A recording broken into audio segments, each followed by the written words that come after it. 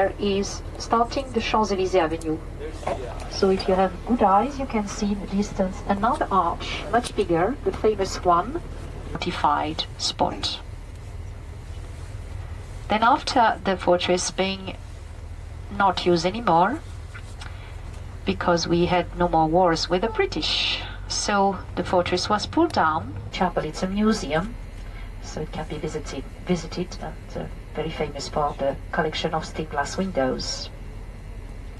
And after the traffic light on your left, you will see the front facade of Notre Dame. Usually in summer it's not really easy to see because you have a lot of trees in front and a lot of leaves, but in winter it's much easier. And on the left, just before the traffic light, is the oldest hospital in Paris, L'Hôtel Dieu. So you see the front of Notre Dame. It has been restored in the last years. It took 8 years to restore. Magnificent inside, a little bit dark. Notre Dame is one of the oldest Gothic churches of Europe. It was built in the middle of the 12th century, exactly in 1163, and it took nearly 200 years to complete the construction. So they are restoring, always. It's never completed. And we are going to cross once again the river. This is the shorter bridge of Paris, Le Petit Pont, which was already called that name in the time of the Romans 2,000 years ago. This is the narrowest arm of the River Seine, if you look left and right.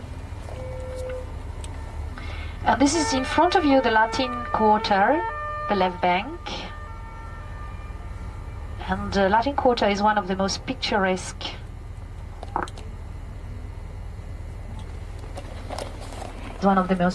sections of Paris. On the left side, another beautiful view, another garden, and at the end of the garden, a white building with a white cupola, built in the middle of the 17th century. This is the Observatory of Paris, l'Observatoire.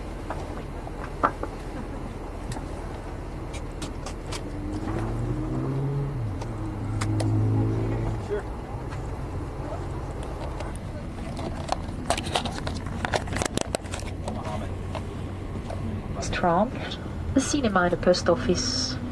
On the second floor is the most famous restaurant, the chic restaurant Le Jules Verne, the Jules Verne.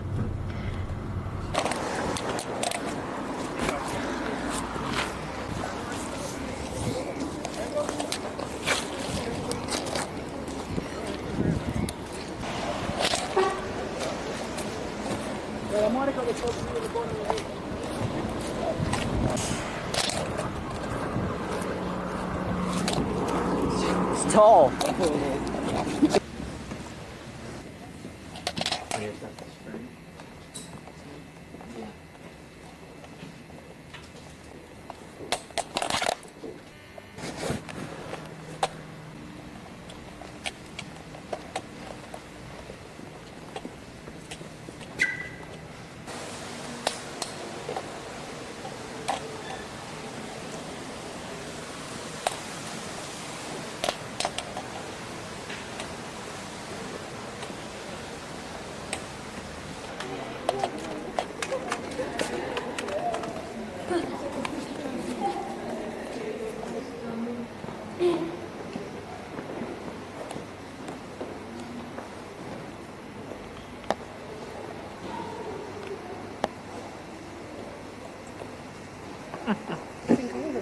Yeah.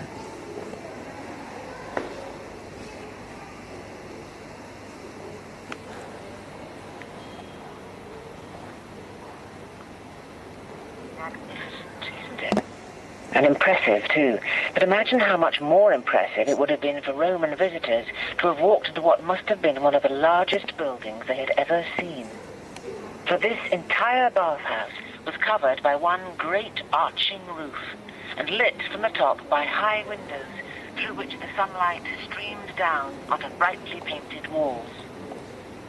A place of great beauty, of healing and relaxation, and a sacred place too, dedicated to a great goddess whose fame had spread throughout the empire. Even today, 2,000 years after it was first built, this bath is fully operational. It still has...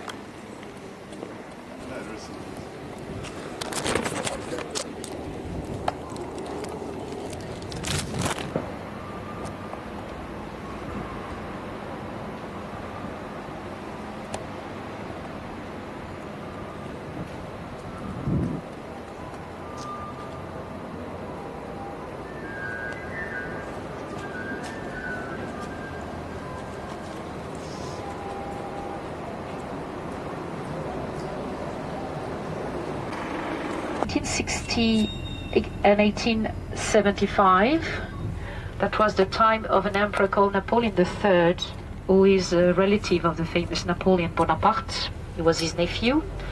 He's been reigning over France about 20 years, and he decided to rebuild the city of Paris, which was having an old looking, which was still in the 19th century a medieval town, even surrounded by city walls, with many narrow winding streets. It was not, of course, very practical for the traffic of carriages of the time, and it's the reason why he commissioned his prefect of Paris, Mr. Haussmann, Haussmann, to transform completely the city. First of all, to do a lot of straight street like the one we are taking, and also he commissioned Haussmann to be a little bit a urbanist and to oblige the architects to build the same type of house. That's the reason why all the houses around you are looking so alike. They are all having the same height, 25 meters, if you're counting in feet, approximately 75 feet. They are all having 6 levels, and they are all having as well balconies, rough iron balconies, usually on the 2nd and on the 5th floor. It's the reason why we call this type of house Haussmannian style building, from the name of the prefect of Paris. It is corresponding to the Victorian style in England. It's exactly the same period. Queen Victoria was Queen of England, meanwhile Napoleon III was Emperor in France. And they were even friends. And today those former apartments for the high society, because they were built for the bourgeoisie of the 19th century, had been largely turned in the center of Paris into offices. This is the case of many buildings around you, because we are quickly reaching the center of Paris, the district of the Opera. In a minute we'll be seeing the most beautiful theater of Paris, the Opera House, which has been built as well at the time of Napoleon III. And this is an area of a commercial area as well. There are many shops, many restaurants. The back entrance is used only by the artists of the Opera House.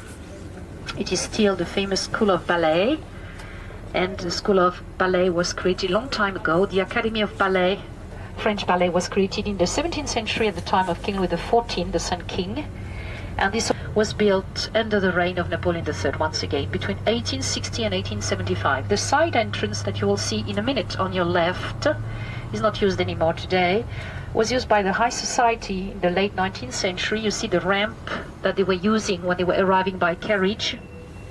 The carriage was then going straight into the building. You can see a rotunda and a big gate, and then the exit on the other side, so that the ladies of the high society were naturally not walking on the muddy soil of Paris of the time, and they were naturally covered beside the building, so without walking outside.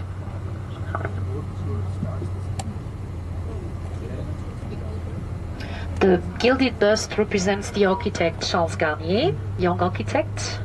He was only 35 years old when he won the competition to build this house, this opera house, and he became very famous because of that construction, which is a major example of 19th century architecture. It's one of the most beautiful opera in the world as well. It can be visited from 10 to 5, even if you don't go to any performance.